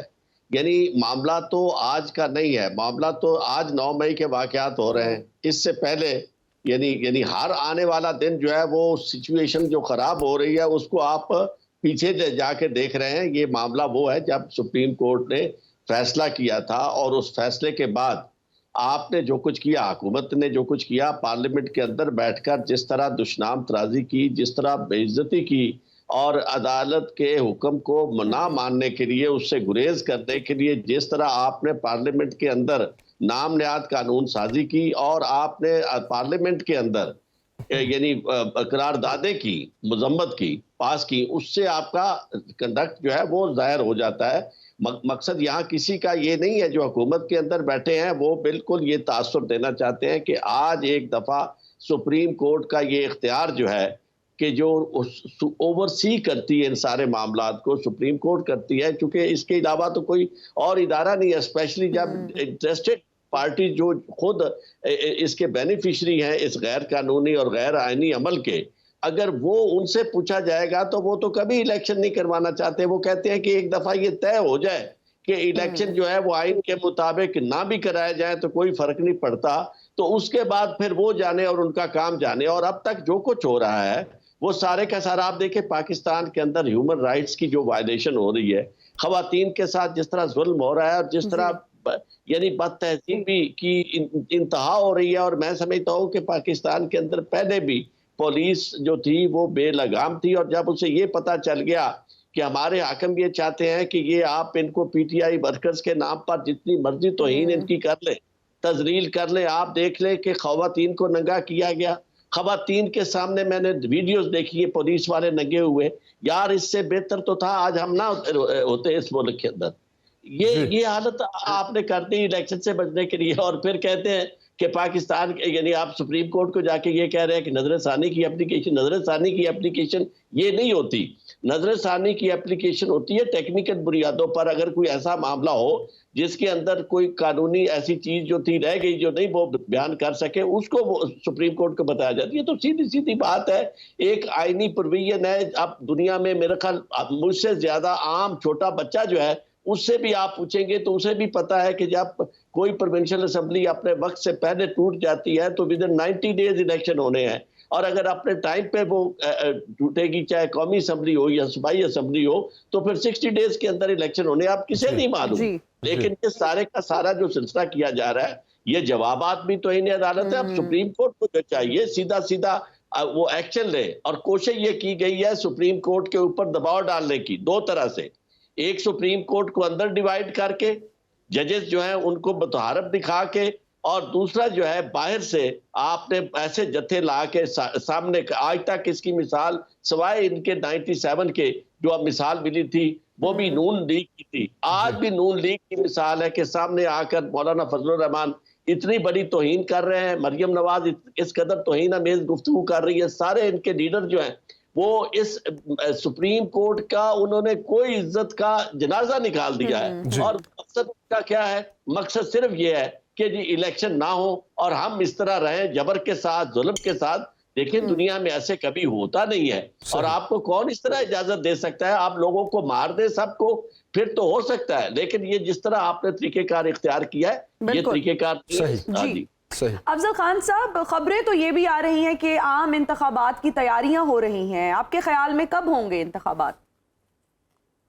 बात यह है कि आज का दिन बहुत इम्पोर्टेंट है, और अल्लाह करे कि तमाम जो स्टेक होल्डर हैं पीसफुल इलेक्शंस के ऊपर राजी हो जाएं, और उसकी डेट आ जाए और कानून और आइन के मुताबिक आ जाए। और इसलिए कि मैंने पहले ही आपको बताया कि इस वक्त फॉर ऑल प्रैक्टिकल पर्पसेस हमारे 70% जो अवाम है वो डिसएनफ्रेंचाइज्ड है, उनकी नुमाइंदगी इस वक्त नहीं हो रही। और हमारे यहाँ कानून ये है कि अगर कोई बंदा फौत हो जाए या रिजाइन कर दे तो 60 दिन की मोहलत है आइन में इलेक्शन कमीशन के लिए कि उसकी नुमाइंदगी उसकी जगह कोई और आ जाए जी। और यहाँ हाल ये है कि वो वक्त गुजर गया है और किसी को परवाह भी नहीं है। और दूसरी बात यह है कि जो असेंबलियां होती हैं मजलिस शूरा, उसका मकसद ये होता है कि वो आवाम के लिए ऐसी लेजिस्लेशन करें जो उससे उसके लिए फलाह के लिए हो, उसकी खैर के लिए हो, बेहतरी के लिए हो। अभी तक जो इस असेंबली ने जो इस साल में लेजिस्लेशन की है उसमें ओवरसीज पाकिस्तानी के वोट का हक खत्म किया। हालांकि हमारे पाकिस्तान की इकोनॉमी बेस है उन्हीं ओवरसीज पाकिस्तानी के रेमिटेंसेस पर। उसके बाद ईवीएम वो कैलकुलेटर है, जैसे आप किसी सुपर मार्केट से सौदा खरीद के वहां पे वो काउंटर पे खड़े होते हैं और वो थोड़ी देर में आपकी तमाम चीजों के वो पैसे बता देता है और आप उसको कैश पेमेंट करते हैं, वो आपको रसीद पकड़ा देता है। ईवीएम भी ऐसे ही है कि 5 बजे इलेक्शन खत्म हुए और 5:01 के ऊपर इलेक्शन का रिजल्ट आया। मैं आपको बता दूं कि जितनी भी वो रीडिंग होती है और गड़बड़ होती है, जितनी रिजल्ट डिले होता है, तो आप समझें कि जी ये रिजल्ट मैनिपुलेट हो रहा है। वरना काउंटिंग में भी 1-2 घंटे से ज्यादा 1000 वोटों के लिए नहीं लगने चाहिए। जी। बहरहाल उसमें ह्यूमन फैक्टर है और इसमें कैलकुलेटर है। उस कैलकुलेटर को आप कमांड नहीं कर सकते, ना उसको आप बंदूक के जोर पे, ना आपको धमकी के तौर पे। और आप याद रखेंगे कि प्रिजाइडिंग अफसर और जो रिटर्निंग अफसर है, उन्हीं की वजह से वो जब तक ना मिले हों तो ये खराबी हो भी नहीं सकती। सही, तो सही। उसमें और उस चीज को रूल आउट करने के लिए ईवीएम, तो ईवीएम को भी उन्होंने, मतलब यही जो लेजिस्लेशन उन्होंने की, इसको हम और आम आदमी उसको बैड लेजिस्लेशन कहता है। और मेरे ख्याल में सुप्रीम कोर्ट में ये पड़ी हुई हैं।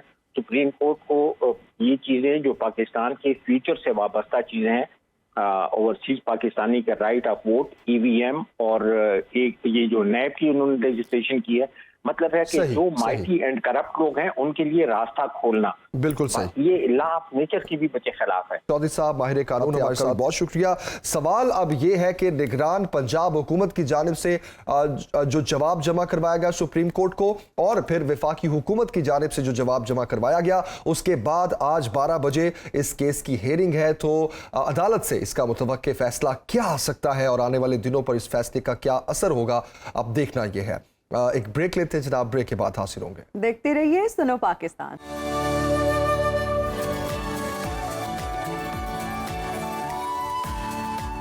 And we are right back after the break. You are watching Suno Pakistan और अब हम बात करेंगे साइबर क्राइम की, ऑनलाइन फ्रॉड की। डिजिटल राइट्स फाउंडेशन की जानिब से जारी करदा एक रिपोर्ट के मुताबिक 2022 के दौरान ऑनलाइन हरासमेंट किए जाने के 2600 से जायद जो है वो केसेस सामने आए और शिकायत जो है वो मौसूल हुई हैं। ज़्यादातर जो शिकायत हैं वो सहाफ़ियों, समाजी कारकुनों और ख्वाजा सराहों की जानिब से दर्ज करवाई जाती हैं। और अगर इनकी परसेंटेज की बात करें तो 52% जो है अफराद की उम्र 18 से 30 ईयर्स है, जबकि अगर हम टोटल कंप्लेंट्स की बात करें तो तकरीबन 58.6% जो कंप्लेंट्स हैं वो ख़वातीन की जानिब से आती हैं। और ख़वातीन की सबसे ज़्यादा शिकायत ये होती है कि जी हमें ब्लैकमेल किया जा रहा है। और अगर हम मर्दों की बात करें तो उनकी सबसे ज़्यादा शिकायत जो है वो इस तरह से मौसूल होती है कि उनके साथ माली फ्रॉड किया जा रहा है। बिल्कुल, कुछ आदादो शुमार भी हम अपने नाज़रीन के साथ शेयर करते हैं। पंजाब से 1712, सिंध से 354, खैबर पख्तूनख्वा से 144 केसेस रिपोर्ट हुए और ज़्यादातर शिकायत जो है वो सहाफ़ियों, समाजी कारकुनों और ख्वाजा सराओं की जानिब से दर्ज करवाई गई हैं। साइबर क्राइम्स में बहुत तेज़ी से इजाफा हो रहा है। आए रोज नई से नई किस्म के फ्रॉड्स सामने आ रहे हैं और इस फ्रॉड में मुलव्विस अफराद जो हैं वो वारदात के लिए आम शहरियों को कॉल करते हैं। उन लोगों के पास अवाम का डेटा भी मौजूद होता है और AI के ज़रिए या फिर मुख्तलिफ तरीक़ों के ज़रिए मोबाइल रिकॉर्ड्स तक जब वो रसाई हासिल कर लेते हैं तो उसके बाद टेलीफोनिक फ्रॉड में मुलव्विस नौसरबाज जो हैं वो अपने आप को कभी पुलिस अफसर जाहिर करते हैं या किसी भी शख्स को कॉल मिलाकर उसे उसके नाम से पुकारते हैं और जिस शख्स के मुतालिक बता रहे होते हैं कॉल पर उसकी आवाज़ भी सुनाते हैं। और बहुत से इस तरह के फ्रॉड्स और स्टोरीज जो हैं वो हमारे सामने आ रही हैं। इससे किस तरह से बचा जाए, हमें क्या एहतियाती तदाबीर इख्तियार करने की ज़रूरत है। और अब तक के जिस तरह हमने बताया 2600 से ज़ायद केसेस रिपोर्ट हो चुके हैं, तो इस पर हुकूमत की जानिब से क्या एक्शन लिया गया है, इस पर हम तफसील से बात करते हैं। Director research and policy digital rights foundation Shumaila Khan साहिबा इस वक्त हमें ज्वाइन कर चुकी हैं। शुमाइला साहिबा बहुत शुक्रिया ज्वाइन करने के लिए। गुड मॉर्निंग, कैसी हैं आप? मैं बिल्कुल ठीक ठाक। शुमाइला साहिबा, कहिएगा जिस तरह से साइबर क्राइम्स में तेजी से इजाफा हो रहा है, इन सब से बचा किस तरह से जाए और क्या इन पर काबू भी पाया जा सकता है? बिल्कुल, पाकिस्तान के अंदर 6 साल पहले जो है prevention of electronic crimes act आया, जो साइबर क्राइम जिसको एक्ट कहा जाता है, और वो इसी वजह से लाया गया क्योंकि एक बहुत ज़्यादा हम देख रहे थे कि आहिस्ता आहिस्ता लोग जब एक डिजिटल स्पेस में मूव कर रहे हैं, पाकिस्तान में एक्सेस अब 50% से ज़्यादा पाकिस्तानियों के पास मोबाइल इंटरनेट की रसाई है, तो उसकी वजह से ऑब्वियसली ये बहुत अच्छी रिसोर्स भी है, लोग इससे मालूमात हासिल करते हैं। मगर वही माशरे में जो हमारे मसाइल हैं वो अब ऑनलाइन भी आते हैं, तो उसकी जो उसको सही करने के लिए कानूनी तौर पे जो है हमारे पास टूल्स हैं। मसाइल ये आते हैं कि जो हमारे पास जो लॉ इन्फोर्समेंट है वो इनके ऊपर सही तरह से या टाइम पे, क्योंकि ये ऐसे केसेस होते हैं जिनके लिए बहुत टाइमली इंटरवेंशन चाहिए होती है, वो शायद एक्शन नहीं ले पाते। और दूसरी तरफ जो हम यूज़र्स या जो लोग जिनके पास मोबाइल होता है या जो इसके विक्टिम बनते हैं, उनके पास शायद अवेयरनेस नहीं होती कि किस तरह एक तो बचा जाए पहले ही, जिसको हम प्रिवेंटिव मेजर्स कहते हैं कि क्या आप मेजर्स ले सकते हैं, और फिर अगर ऐसी चीज हो जाए तो कहाँ जाके रिपोर्ट करना है और क्या तरीका का। अच्छा, आपने अमल दरामद की जहां तक बात की तो हमने देखा कि FIA का जो साइबर क्राइम विंग है वो हमें माजी में तो बहुत एक्टिव नजर आया। अभी भी अगर बात की जाए तो 2022 में 500 लोगों को गिरफ्तार किया गया और सजाएं भी दी जाती हैं, लेकिन जब वो लोग बाहर आते हैं तो उसके बाद फिर यही हरकतें शुरू कर देते हैं। तो आपके ख्याल में क्या हमारे लॉ एंड ऑर्डर में सजाओं की भी बेसिकली कमी है कि उनको सबक नहीं आता कि इस तरह की हरकतें नहीं करनी? तो हम लोग काफ़ी ज़्यादा केसेस के साथ डील करते हैं, स्पेशली जिस तरह ये ब्लैकमेलिंग और जो ज़्यादा सीरियस नौयत के वो होते हैं, उसमें हमने जो पैटर्न देखा है कि बहुत सारे केसेस में लोगों को बेल मिल जाती है। तो अगर कोई किसी को ब्लैकमेल फॉर इंस्टेंस कर रहे हैं और वो बेल पे आ गए हैं, तो वो बाकी और फिर से अपनी ब्लैकमेलिंग शुरू कर देंगे और वो इतना प्रेशर डाल देंगे कि दूसरा इंसान जो है शायद अपना केस वापस भी ले ले। तो ये चीज़ें जो हैं हम देख रहे हैं कि एक अगर कानून लगता है किसी केस के ऊपर तो उसको फिर अंजाम तक सही तरह से लेके जाना चाहिए। फिर काफ़ी ज़्यादा कन्विक्शंस नहीं होती क्योंकि एविडेंस सही तरह से कलेक्ट नहीं किया जाता। तो क्योंकि ऑनलाइन काफ़ी दफ़ा लोग अपने मैसेजेस डिलीट कर देते हैं, मोबाइल चेंज हो जाता है, वो प्रूफ करना शायद कभी कभार मुश्किल हो जाता है। तो उसकी वजह से हम हमेशा यही आर्ग्यू करते हैं कि जो सर्टेनिटी कन्विक्शन की अगर हो तो काफ़ी दफ़ा जो है केसेस जो है हम उसमें देखते हैं कि कम हो जाते हैं। अच्छा शुमाइला खान साहिबा, अगर हम इसकी रूट कॉज की बात करें और हम अभी ब्रेक में भी ये डिस्कस करें, तो बहुत सारे लोगों को तो ये अवेयरनेस ही नहीं है कि अगर आपकी सिम आपके इस्तेमाल में है तो आपने वो किसी थर्ड पार्टी को नहीं देनी है। अगर आपका CNIC है जो आपके लिए है, आपकी आइडेंटिटी के लिए, आपने किसी और को नहीं देना। तो क्या ऐसी चीजें हैं जिनका ख्याल रखना जो बहुत बेसिक हैं, जो आप समझती हैं कि लोगों में अवेयरनेस क्रिएट करना बहुत जरूरी है? इवन अगर कोई आपसे फोन मांग रहा है कि जी मैंने कॉल करनी है, आप अपना फोन दे तब भी ना दें, तब भी ना दें। लोग अपने पिन कोड शेयर कर रहे होते हैं, अपने पासवर्ड शेयर कर रहे होते हैं बहुत सारी वेबसाइट के। व्हाट डू यू थिंक, कितना इंपॉर्टेंट है इन सारी चीजों का ख्याल रखना और क्या प्रिवेंटिव मेजर्स हैं जिनका करना या जिनका लेना बहुत जरूरी है? बिल्कुल, ये बहुत अच्छा सवाल है क्योंकि हमारे आई थिंक शायद ये कल्चरल है या जो एक वो कि काफ़ी दफ़ा लोग जो हैं अगर कोई किसी से पासवर्ड मांगे, कोई दोस्त है या कोई फैमिली मेंबर, तो लोग दे देते हैं। एग्जैक्टली, कर्टसी में ही दे देते हैं। और काफ़ी दफ़ा अपने फ़ोन्स भी हम जो हैं वो शेयर्ड होते हैं, जैसा 3-4 लोग एक ही घर में जो है वो इस्तेमाल करें। अब उससे ये होता है कि क्योंकि हम अपना जब पासवर्ड शेयर कर रहे होते हैं, हमें लगता है कि हमें उसके कॉन्सिक्वेंसेस के बारे में हम नहीं वो सोचते कि दूसरा इंसान जो है हमारी सारी डेटा जो है अगर फ़ोन से या हमारे अकाउंट से ले सकते हैं, वो आगे हमें इम्पर्सनेट कर सकते हैं, हमारे नाम से और लोगों को मैसेजेस भेज सकते हैं। वो अगर वो इंसान थोड़ा केयरलेस है तो वो आगे शायद पासवर्ड चले जाए। तो जिस तरह हम हमेशा ये कहते हैं कि जो डिजिटल सिक्योरिटी के बारे में उसी सीरियसनेस से सोचें जिस तरह आप अपनी फिजिकल सिक्योरिटी का सोचते हैं। जिस तरह आप अपने घर को सोने से पहले हर रात लॉक करते हैं, तो अपने फ़ोन को भी उसी तरह आप पासवर्ड प्रोटेक्टेड रखें, अपने पासवर्ड ऐसे रखें जो दूसरे लोग फॉर एग्जांपल गेस ना कर सके। शेयर्ड डिवाइसेस से वो काफ़ी दफ़ा जो डोमेस्टिक वायलेंस के हमारे पास केसेस आते हैं उसमें क्योंकि लोगों ने अपने एक रिलेशनशिप ऑफ ट्रस्ट में अपने पार्टनर्स के साथ एक पासवर्ड शेयर कर लिया होता है, तो वो फिर आगे से ब्लैकमेलिंग की सिचुएशन बन जाती है। अगर कोई खुला लेना चाह रही हैं या डिवोर्स लेना चाह रही हैं, जो ऑब्वियसली हर इंसान का हक है, उसमें भी फिर वो उनको रोकने की कोशिश किया जाता है।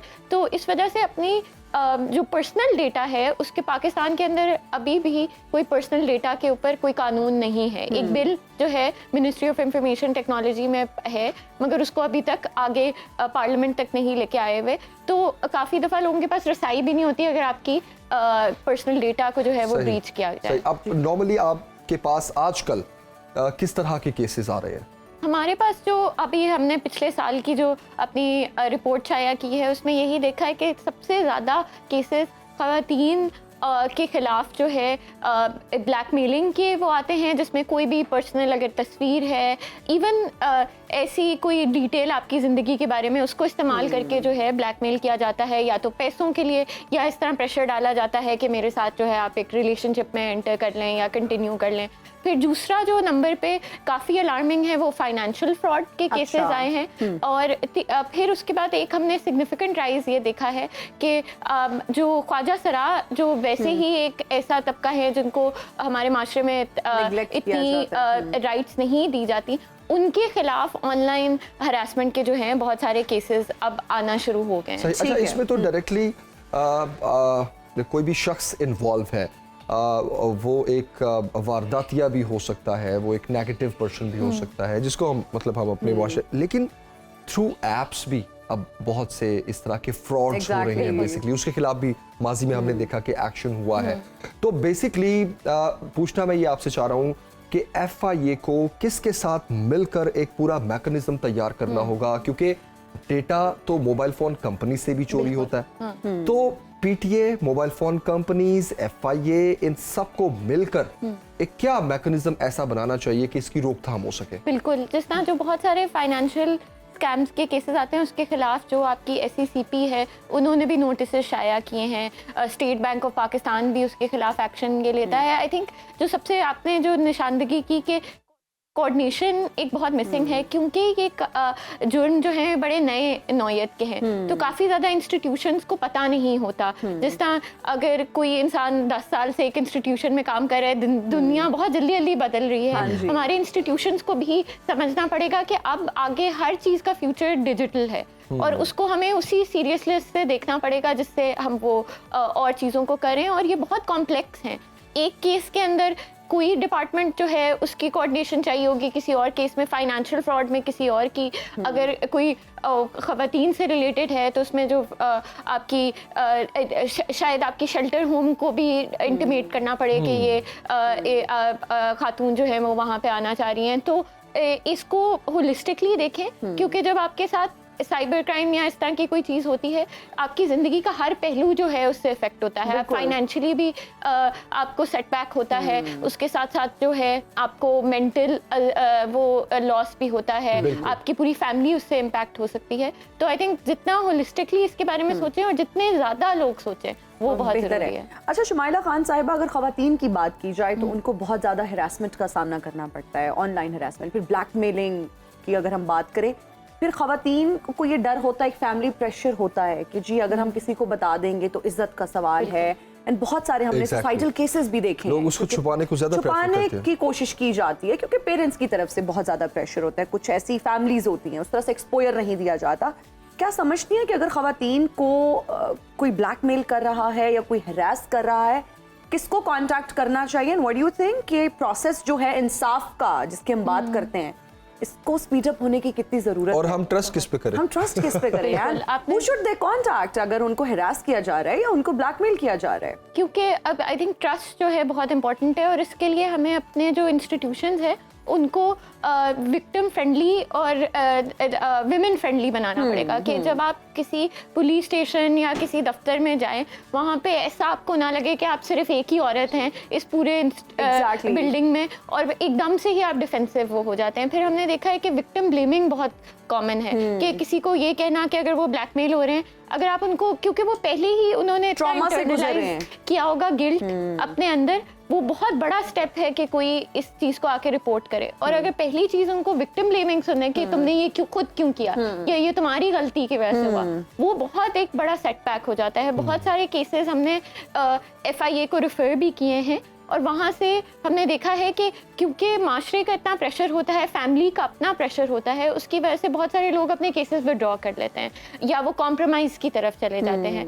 तो आई थिंक और ये भी होता है कि काफ़ी दफ़ा लोगों को अपने हक का या राइट्स का नहीं पता होता, कानून का सही तरह से नहीं पता होता कि अगर एक वायलेशन हुई है तो फिर आपको आई थिंक बहादुरी से आगे जाना पड़ेगा और जो हमारी लेना पड़ेगा। बिल्कुल। और मगर हमारा ये इसमें ऑब्लिगेशन ये है कि एक ऐसा एनवायरनमेंट क्रिएट करें कि उसमें कंफर्टेबली जो है लोग आके ना सिर्फ रिपोर्ट कर सकें, उसको अपने केस को आगे भी लेके जा सकें। अच्छा, थोड़ी प्रिवेंटिव मेजर्स की बात करते हैं क्योंकि प्रिवेंशन बहुत ज़रूरी है। हम देख रहे हैं कि जिस तरह वक्त बदलता जा रहा है, नई नई टेक्नोलॉजीज़ और चीज़ें हमारे फ़ोन में ऐड होती जा रही हैं।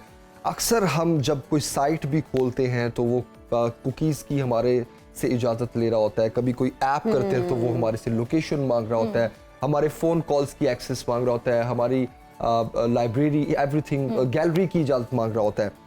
ऐसे में प्रिवेंटिव मेजर्स हमें क्या लेनी चाहिए, फ़ोन को हमें किस तरीके से यूज़ करना चाहिए, इस टॉपिक से हट के कि हमें किसी के साथ कुछ शेयर नहीं करना, लेकिन इसके अलावा भी हमें किन चीज़ों को मद्देनजर रखते हुए बेसिकली इस दुनिया में घुसना चाहिए कि हमें कौन सी ऐप करनी है, कौन सी नहीं करनी, और किस तरह से इसको यूज़ करना है। बिल्कुल, अब जो है आपकी ज़िंदगी ये ऐप्स और उसके ऊपर बहुत ज़्यादा डिपेंडेंट है। मैं अगर यहाँ पे आपके पास आई तो प्रॉब्ली करीम, उबर या इस तरह की कोई ऐप लेके आई, तो वो आप तो नहीं हो सकता कि हम ये चीज़ें ना इस्तेमाल करें। उसका ये है कि आपको इन्फॉर्म डिसीजंस जो हैं ऑनलाइन लेनी पड़ेंगी हमेशा। जिस तरह हम हमेशा ये कहते हैं कि कोई भी ऐसी ऐप ना डाउनलोड करें जिसके बारे में आप श्योर ना हो। तो अगर आप प्ले स्टोर पे जाएं या आप अपने एप्पल इस्तेमाल वो करते हैं स्टोर में, तो आप देखेंगे कि जो ऐप्स वेरीफाइड हैं उन प्ले स्टोर की तरफ से सिर्फ उसको डाउनलोड करें।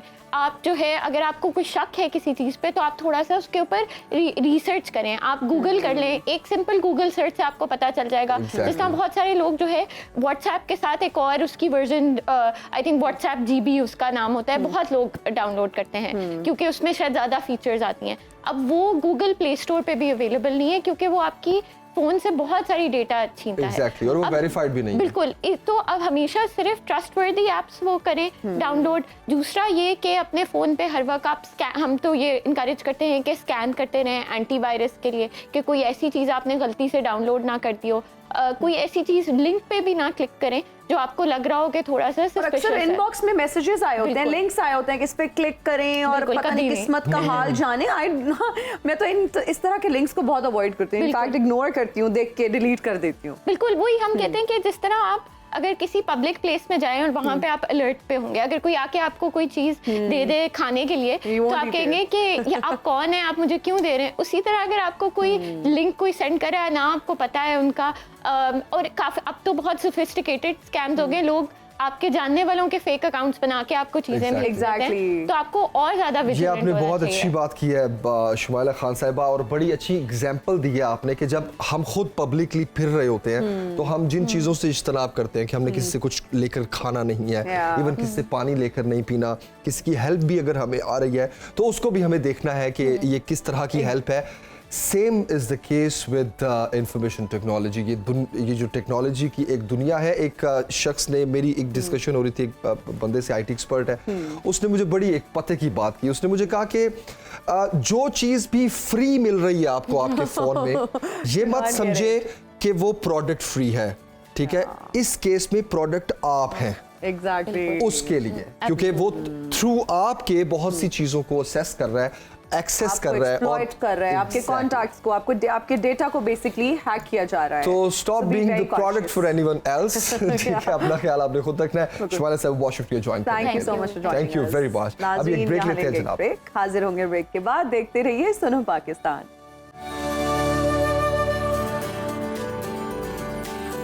एक बार फिर खुश आमदीद। गामा पहलवान की बात करेंगे जनाब। गामा पहलवान की आज बरसी है। उन्होंने 50 बरस तक कुश्ती लड़ी और जिंदगी भर नाकाबिले तस्खीर रहे। तकरीबन 400 मुकाबलों में फातेह करार पाए और पहली बार 1888 में 10 साल की उम्र में उन्होंने पहला मुकाबला जो है वो जीता। और गामा पहलवान 400 से जायद पहलवानों में से बेहतरीन पहलवानों में शामिल है। बिल्कुल जी, इस हवाले से देखते हैं एक तफसीली रिपोर्ट।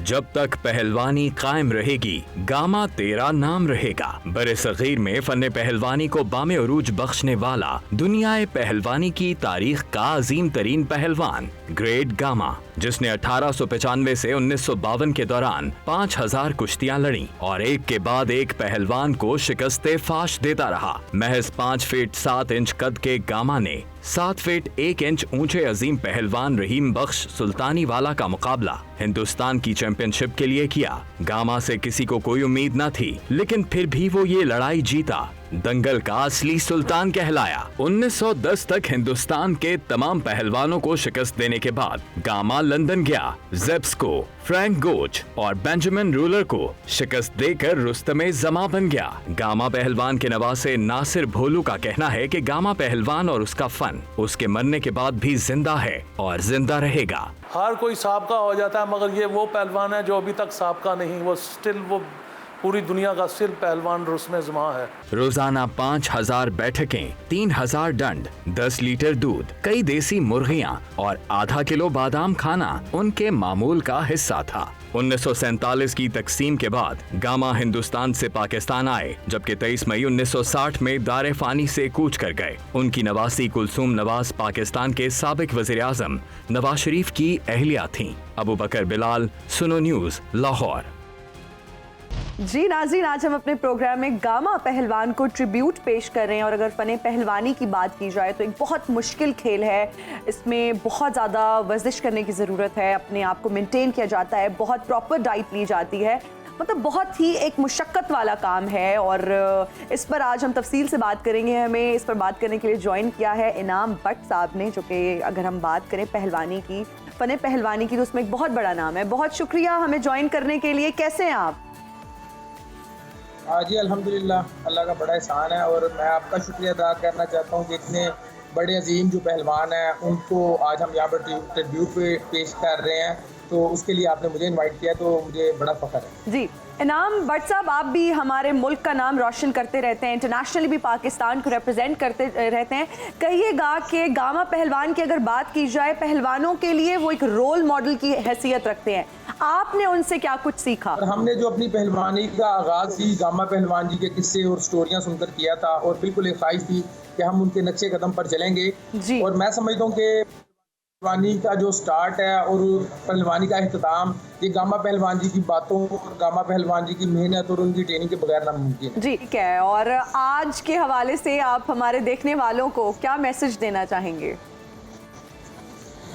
देखिए, मैसेज मेरा यही है तमाम देखने वालों को कि आप जिस भी फील्ड में हैं, आप जब एक लगन के साथ और एक जज्बे के साथ आप अपनी एक्टिविटीज़ को, अपनी चीज़ों को परफॉर्म करते जाते हैं, तो डेफिनेटली आप अपनी फील्ड के गामा पहलवान जी बन सकते हैं। और एक जो बहुत अहम किस्सा जो मैं तमाम ऑडियंस के साथ रखना चाहता हूँ, उनको बताना चाहता हूँ कि गामा पहलवान जी वर्ल्ड चैम्पियन थे, नो डाउट।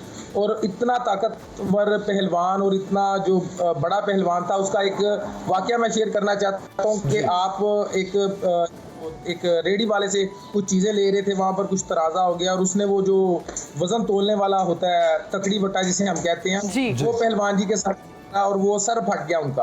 अच्छा। तो उन्होंने सर पे हाथ रखा और हाथ रख के खून निकलता हुआ वहां से वापस आ गए। तो लोगों ने कहा कि आप एक रेडी वाला था, आप उसको बड़े आराम से मार सकते थे, आप उससे बदला ले सकते थे, तो आपने पहलवान जी बदला नहीं किया, आप तो आराम से घर वापस आ रहे हैं। तो उन्होंने कहा कि ये जो स्कोर है ये गरीबों पर दिखाने के लिए नहीं है, कमजोरों पर दिखाने के लिए नहीं है, ये जो ताकत और कुव्वत दी है ये बर्दाश्त करने का नाम है। बहुत तो ये पूरी दुनिया के जबरदस्त, जो बात है, बहुत अच्छा वाकया आपने शेयर किया इनाम भट्ट हमारे साथ। और बहुत शुक्रिया हमें ज्वाइन करने के लिए। गामा पहलवान जो आज बरसी है और कहा जाता है जब तक पहलवानी कायम रहेगी गामा पहलवान तेरा नाम रहेगा। रोज़ाना की बुनियाद पर 5000 से ज़्यादा पुशअप्स लगाना और पुलअप्स लगाना और अपनी प्रैक्टिस को जारी रखना, 4-5 घंटे जो है वो एक्सरसाइज करना, प्रैक्टिस करना, 4-5 घंटे उनकी एक्सरसाइज जारी रहती थी। और उनकी खुराक जो है ना, उसकी भी अगर बात करें 10 लीटर दूध रोज का पीते थे और कुश्ते खाते थे। और अगर हम अपने पहलवानों की आजकल की भी बात करें तो बहुत खालिस और अच्छी ग़िज़ा खाते हैं। और इनाम भट्ट साहब ने आज हमें ज्वाइन किया, इस हवाले से बात कर रहे थे। पाकिस्तान को इंटरनेशनली भी रिप्रेजेंट करते रहते हैं। हमारे लिए बहुत ऑनर की बात थी कि आज हमने उनसे बात की और गामा पहलवान को हमने मिलकर आज ट्रिब्यूट पेश किया। नाजरीन, इसके साथ ही हमारे प्रोग्राम का वक्त हुआ है खत्म। अपना बहुत ख्याल रखिएगा। मुझे और जमील सुखेरा को दीजिए इजाजत। टेक केयर, अल्लाह हाफिज, बाय बाय।